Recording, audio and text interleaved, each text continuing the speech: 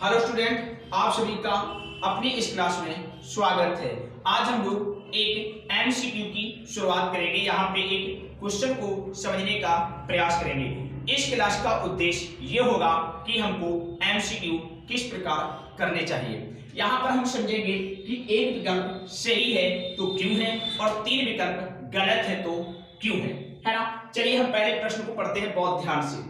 यहाँ पे क्या लिखा है, एक पादप के पराग कोश से पराग कणों के एक भिन्न पादप के वर्तिकाग्र पर स्थानांतरण के लिए कौन सा शब्द प्रयोग होता है। तो यहाँ पे दो चीजें देखो, यहाँ पे लिखा है एक पादप और यहाँ पे लिखा है भिन्न पादप। तो यहीं से आपको बात समझ में आ जानी चाहिए। यहाँ पे दो पादपों की बात की गई है। दूसरा, जिसमें परागण के दौरान वर्तिकाग्र पर आनुवांशिक रूप से भिन्न, ये भी बात क्लियर हो गई, आनुवांशिक रूप से भिन्न प्रकार के परागण है ना, परागकण लाए जाते हैं। भिन्न प्रकार के परागकण लाए जाते हैं। चलो अब हम देखते हैं।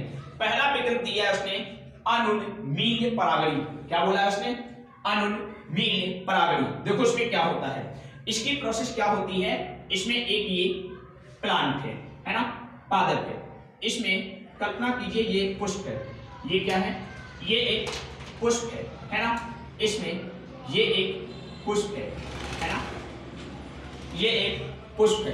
अब इस पुष्प में क्या है, ये है ना, ये वर्तिकाग्र है। ये क्या है, वर्तिकाग्र है। अब यहां से ये पुंकेसर होता है और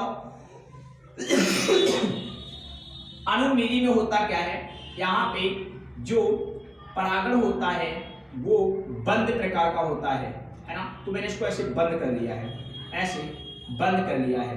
अब इसके परागकण इस पर गिरेंगे, इसके परागकण इस पर गिरेंगे। तो क्या ये हो सकता है? मैंने क्या कहा था, यहाँ पे दो पादप की बात हो रही है और आनुवांशिक रूप से भिन्न होना चाहिए, लेकिन यहाँ तो एक ही पादप है। कितना पादप है? एक। आनुवांशिक रूप से भिन्न होगा? नहीं होगा। तो सीधी सी बात है, ये विकल्प हो ही नहीं सकता है ना। अब दूसरा विकल्प देखते हैं, पर निषेचन। किसका करते हैं? पर निषेचन। पर निषेचन में क्या होता है, देखिए पर निषेचन की प्रक्रिया क्या होती है। अब पर निषेचन को समझो। पर निषेचन में क्या होता है, देखिए जैसे एक ये आपका प्लांट हो गया, ठीक है, यहां पर ये पुष्प हो गया, यहां पर ये क्या हो गया, पुष्प हो गया है ना। ये क्या हो गया, ये पुष्प हो गया है ना। दूसरा प्लांट ये हो गया, दूसरा प्लांट ये हो गया है ना। और यहां पर भी एक पुष्प हो गया, यहां पर भी एक पुष्प हो गया। इसमें ये वर्तिकाग्र है और ये परागकोश है।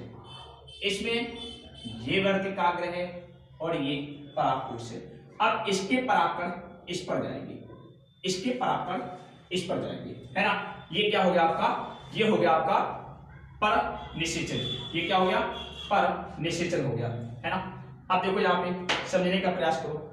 तो यहाँ पे क्या कह रहा है, एक पादप भिन्न पादप। जी हाँ, ये दोनों पादप कैसे कैसे हो गए, भिन्न भिन्न पादप हो गए है ना। दूसरी बात, आनुवांशिक रूप से भिन्न हो तो बात ठीक है, इसके परागकण अलग हो गया आनुवांशिक दृष्टि से, इसके परागकण अलग हो गए आनुवांशिक दृष्टि से है ना। तो यहाँ दोनों का जो आनुवांशिक मेथड है ना, उसमें डिफरेंस होगा, आनुवांशिक रूप से भिन्न होंगे। तो फिर ये आंसर सही हो गया है ना।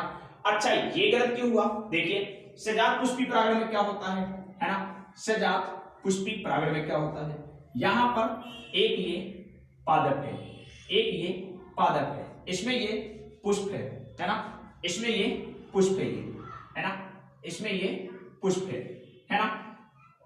इसी में दूसरा ये पुष्प है, दूसरा ये पुष्प है ना, ये पुष्प रहा है ना। अब यहां से क्या हुआ, यहां से ये परागकोश है, ये वर्तिकाग्र है, ये परागकोश है, ये वर्तिकाग्र है। अब इसके परागकण इस पर जाएंगे। अब देखिए क्या ये भिन्न भिन्न पादप हैं? नहीं है, ये तो एक ही पादप है ना। अब आनुवांशिक रूप से भिन्न नहीं, ये तो आनुवांशिक रूप से समान ही होंगे। तो फिर सीधी सी बात है, ये भी आंसर गलत हो जाएगा। अब लिखा है उन्मील परागण। उन्मील परागण में क्या होता है समझो। उन्मील परागण में क्या होता है, उन्मील परागण में जैसे आपका ये प्लांट है ना, ये आपका पुष्प है ना। इस पुष्प में क्या होता है, इस पुष्प में ये आपका वर्तिकाग्र हो गया, ये आपका परागकोश हो गया, ये इसमें खुले हुए होते हैं, अनावृत होते हैं, ठीक है। तो ये भी आनुवांशिक रूप से क्या लिखा है आपने, भिन्न भिन्न पादप होना चाहिए, ये तो एक ही पादप है ना।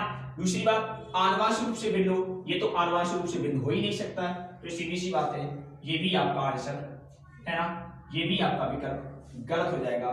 तो राइट विकल्प कौन सा है, बी नंबर है ना। आपको समझ आ गया होगा है ना। मैं ज्यादा लंबी क्लास नहीं लूंगा, मेरा उद्देश्य सिर्फ ये है कि आपको प्रश्न कैसे करना है ये तरीका सीखना है। धन्यवाद।